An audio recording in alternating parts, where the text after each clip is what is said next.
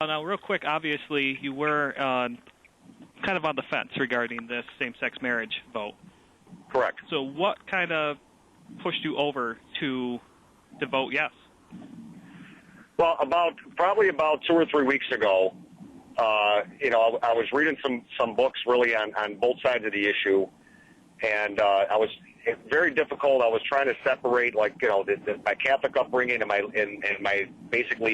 legal knowledge that I've had for the past 19 years.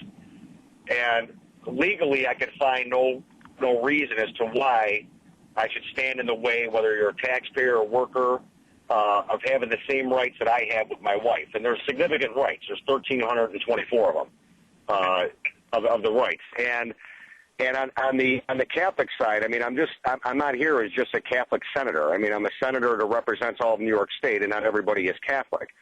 I do practice Catholic religion, but it was tough to separate it out. But what really kind of put it over the edge is for the last couple of weeks we were talking about these religious exemptions. We felt that this was going to pass, that there were votes there, although our conference really didn't know who the people were that were voting. Everybody was pretty much keeping it to the close to the vest, which is why, everybody's saying, I'm undecided. And once late yesterday, the final part of the religious exemptions came in, where it wasn't agreed to. If that part was not agreed to, it probably wouldn't have came to the floor. And here's the thing. That part is an inseverability clause. It basically states that if any portion of this statute is now found to be by a court of competent jurisdiction to be invalid, the entire statute fails. Okay. So you can't piecemeal it out. Now, about a year ago, when the Senate and the Assembly were trying to pass a same-sex marriage bill, there was very, very poor language on religious exemptions. It would have destroyed the churches. I mean, when you looked at it, it was so full of holes that it wasn't funny. We took what was done in 3 other states by statute and 2 Supreme Court decisions in the other 2 states that passed same-sex marriage and combined that together with an inseverability clause that, in my opinion as an attorney, made this a really solid bill. Because also, in my opinion, if this did not happen, if this failed this year, I don't believe it would have been brought up next year.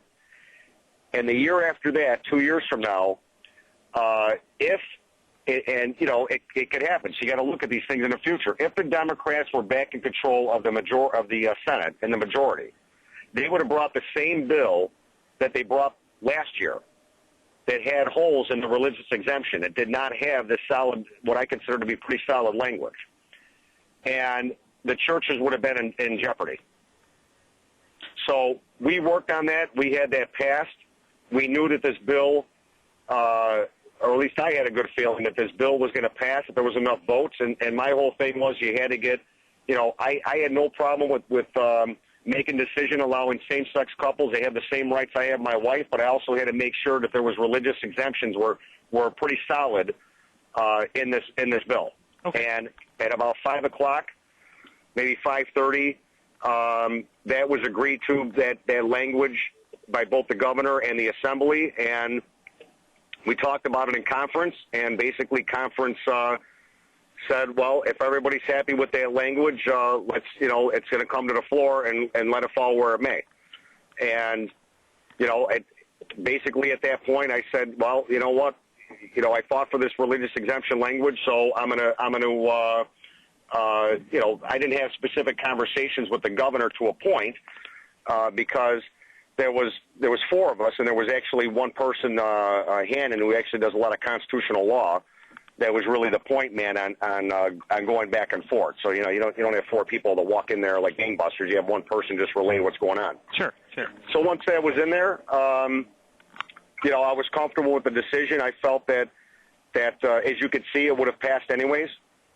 And without my vote, and I voted yes because I believe in the religious exemptions that were there, and I believe that everybody should have the same rights that I share. Okay. And now I had kind of mentioned before, certain people like Nick Langworthy were the Republicans here in the county, and also certain members of the Conservative Party, right, have said that they were disappointed. I think the Conservative Party has threatened to pull their endorsement from Right. you. What do you have to say to that? What do you have to say to these people saying they're disappointed in your decision? Well, I understand that, and I had a text message from Ralph Larigo, the Erie County chair, and he says, Mark, listen, he says, I know you. You're still my friend. He says it puts us in a tough political situation, and I may have to pull the line, and I respect that. If they pull the line, they pull the line. And on the Republican end of it, I got a text message from Nick Langworthy saying that the Republican conference made the wrong decision.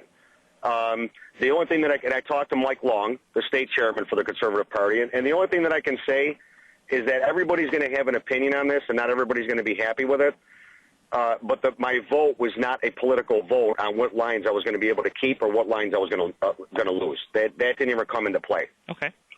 And other people may vote like that, but I wasn't. I was basically like, listen, I'm not going to have my vote.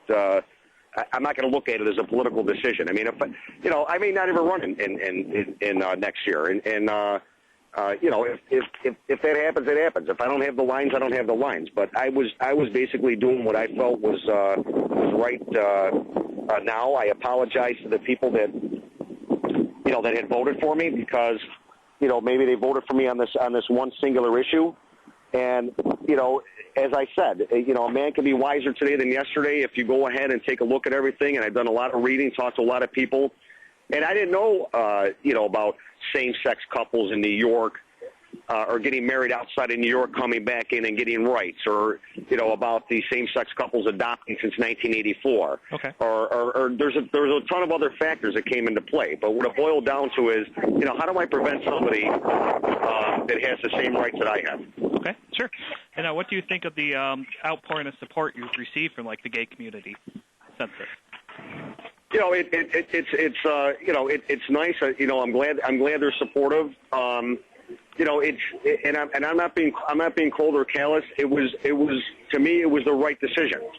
And I know that, like I said, on one side people are going to be disappointed, and I apologize for them. And on the other side, I know that people are going to be happy with this decision because now they do have the same rights, and I'm happy for them.